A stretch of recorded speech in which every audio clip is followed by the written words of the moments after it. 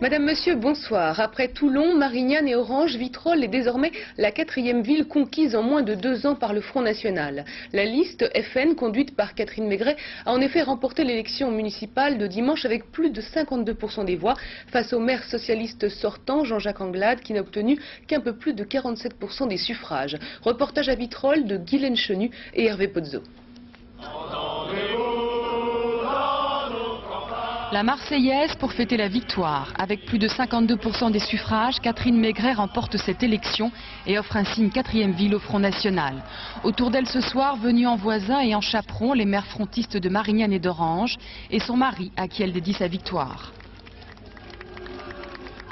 Je voudrais souligner combien notre victoire est d'abord celle de mon mari. Un peu plus tôt dans la soirée, c'est en effet Bruno Maigret qui tire les premières conclusions politiques de ce scrutin.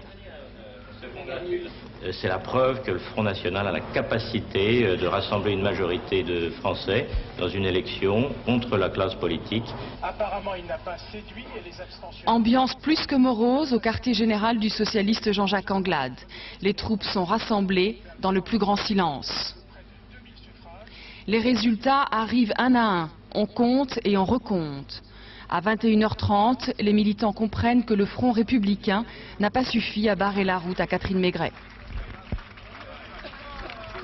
Nous avons perdu une bataille importante à Vitrolles. Nous n'avons pas perdu la guerre.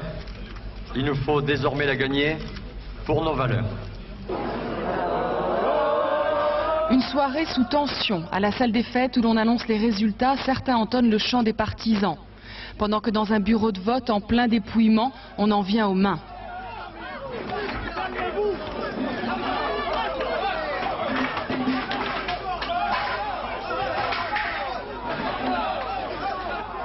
Devant la permanence du Front National, des jeunes jettent des pierres. À quelques mètres de là, chez les socialistes, on calme les troupes. Si toutefois ils veulent rentrer ici, qu'ils évitent de casser sur ici. Hein.